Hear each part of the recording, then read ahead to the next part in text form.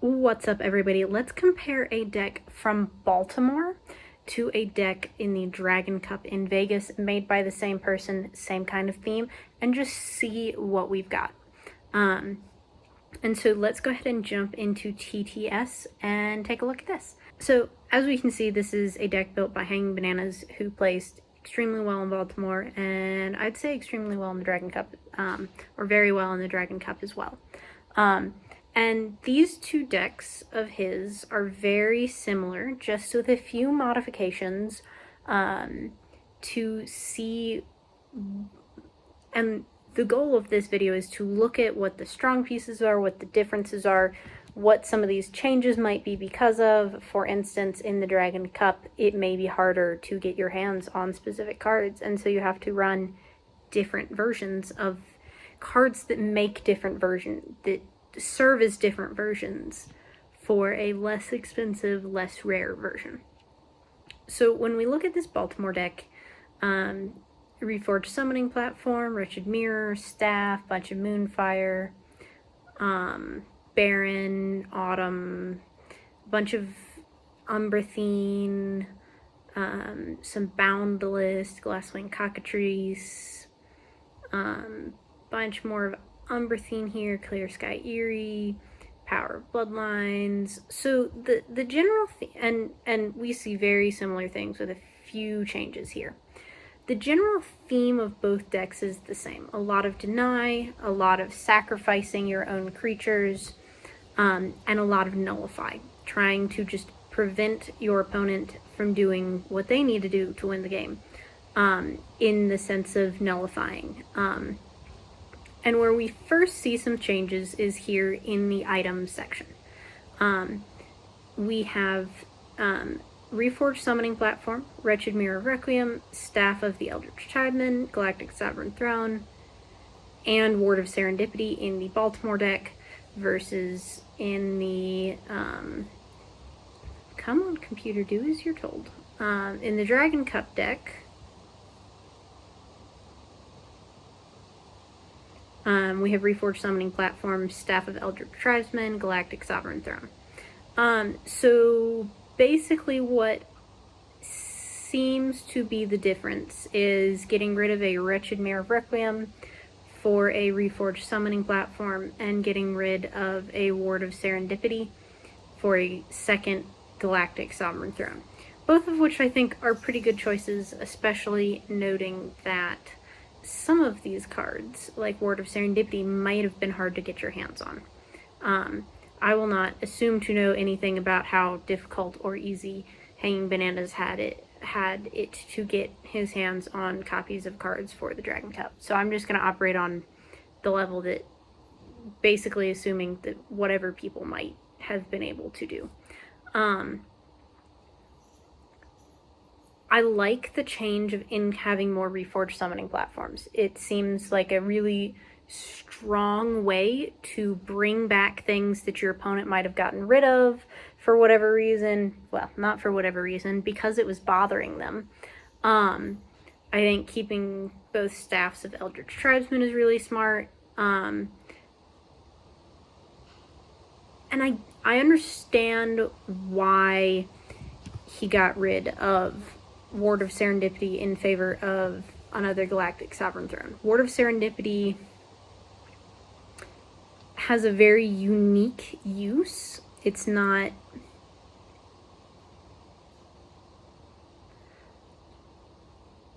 It targets and it shuts down a specific type of play, and your opponent may not be playing that way. Ward of Serendipity, or Galactic Sovereign Throne, is a lot more universally helpful. So I think another smart change there, in my opinion, just making it easier to get to the cards that he needs, or cards that are useful all around, which is kind of the name of the game in a competition.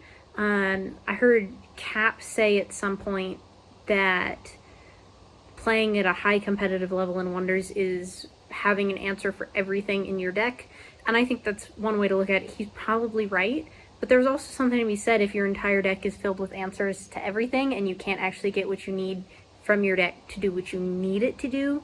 That's its own struggle. Let's see.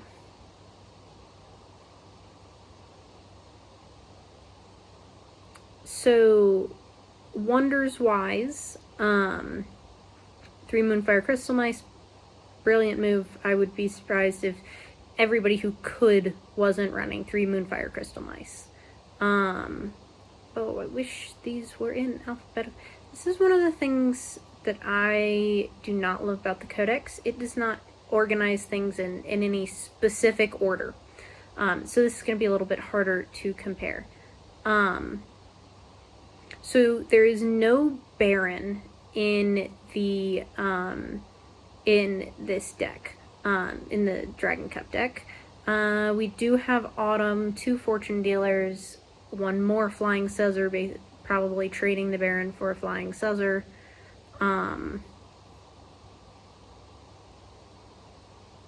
Surprisingly, no Carnivaux, but I guess the extra Reforged Summoning platform could make up for that. Mystical Biala, Shakabak, no Great Usurper, 2 Ominous, that makes sense, 2 Sirius, no Blackthorn Banshee, an Eternatum, an Aetherian,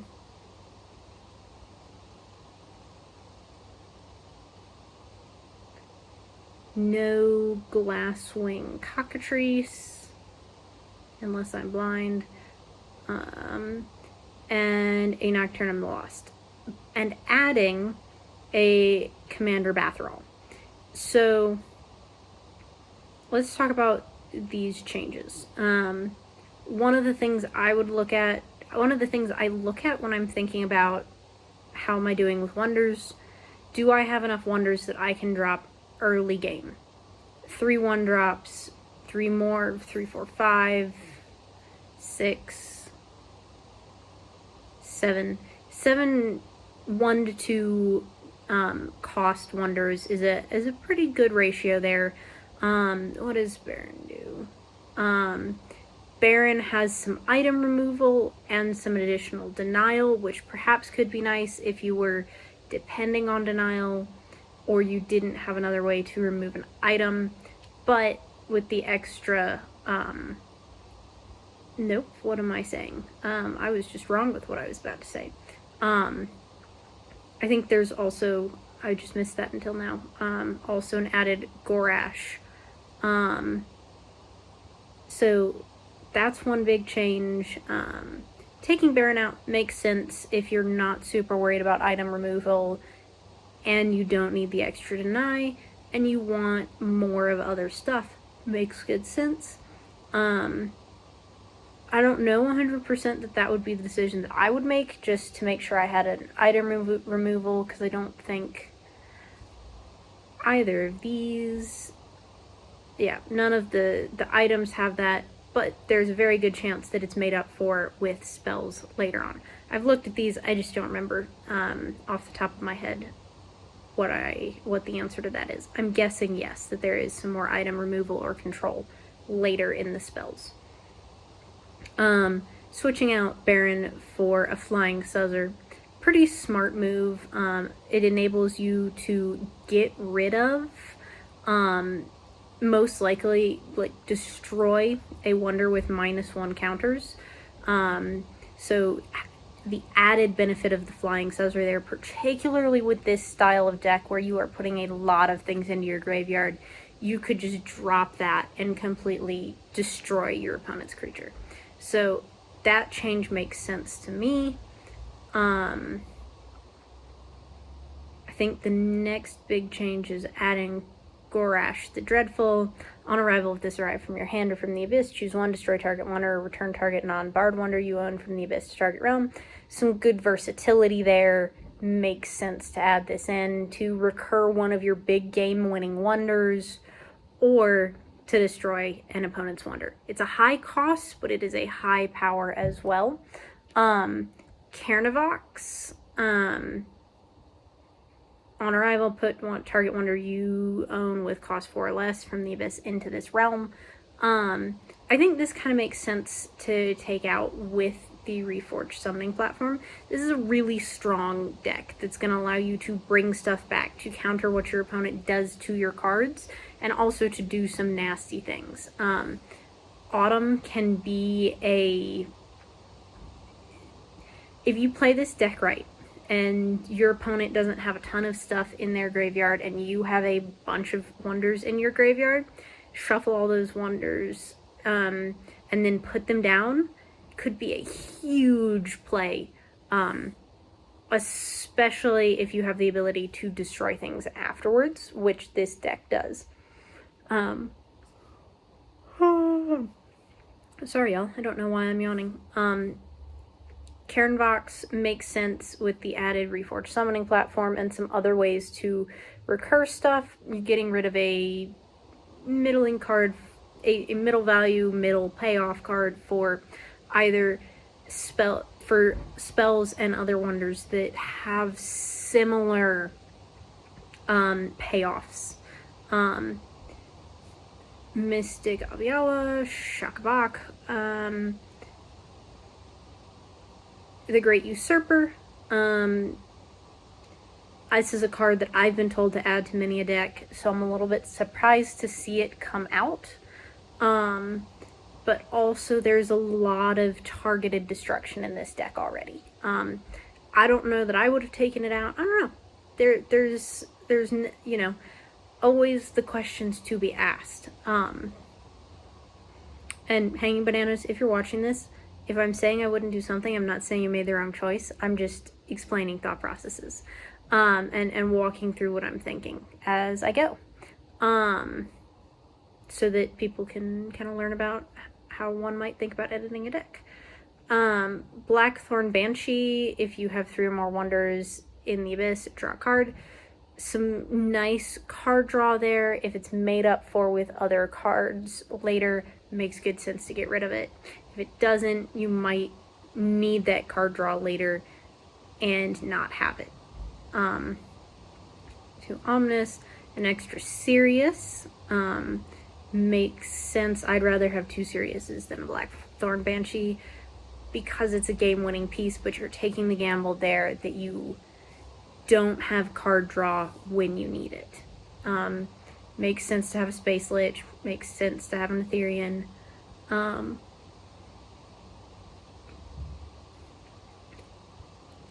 He did have a Glasswing Cockatrice on attack. You may play core cards for any orbital this realm. It's nice, but the addition of the inclusion, because it's in both, the inclusion of the first makes it not as necessary. Although one thing that is interesting to me is adding a core legendary wonder that you don't have a land for, but taking out Glasswing Cockatrice. If you have the first, you can make it work. If not, it's kind of a dead card in your hand, or you're pitching it to the graveyard because you've got too many cards in your hand and you can bring it back, which could be a really good way to cheat out something like this Commander Bathrol on round start. After gaining energy at the start of the round, each player spends 2 energy for each stone they control, or that stone returns to the center. Opponents can't gain energy from stones. So something very powerful late game that could allow you to keep a lead or take back a lead if gotten on board before the start of round 7. I think that these land bases are the exact same. Cedar Shade, Clear Sky. No, okay. Increased Crypt Reach Province. Decreased Crypt Reach Province. Interesting.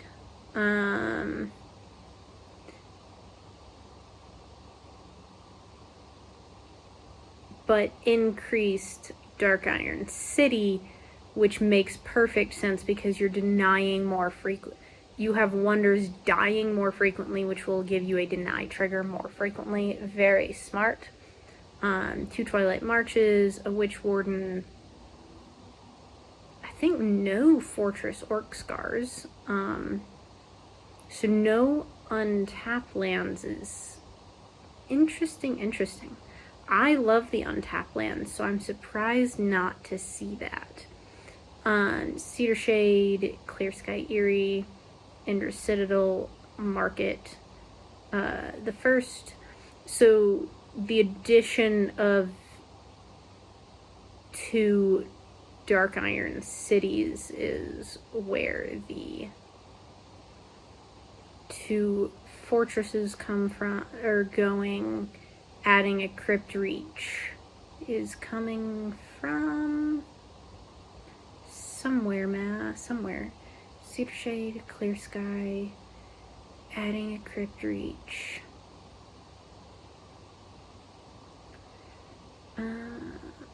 Adding 2 Dark Irons, Endra's, Market, Twilight, Witch Warden. Adding Sunfire. Okay. Which is a smart card to play. Because there are a lot of decks that can take control of cards. We've seen that many times before in Cap's videos of competition. And of course, running of the first. It makes perfect sense. So spell-wise, 2 Arcane Grasps. That's the same. Adding a Power of Bloodline, removing a Blasting Duel, adding a Deconstruct, overall increasing the spell count by 1. 2 Arcane Grasps is probably enough to handle items, so taking out that Baron works. Ability to sacrifice wonders, and Lunar Empowerment allows you to trigger Omnis twice, locking your opponent out of playing cards completely in the 7th realm, if you can get to it. Very, very powerful combo. Or simply nullifying cards after if necessary. So overall, some of the big combos in these decks are gonna be things like figuring out what you using Power of Bloodlines to figure out what you've got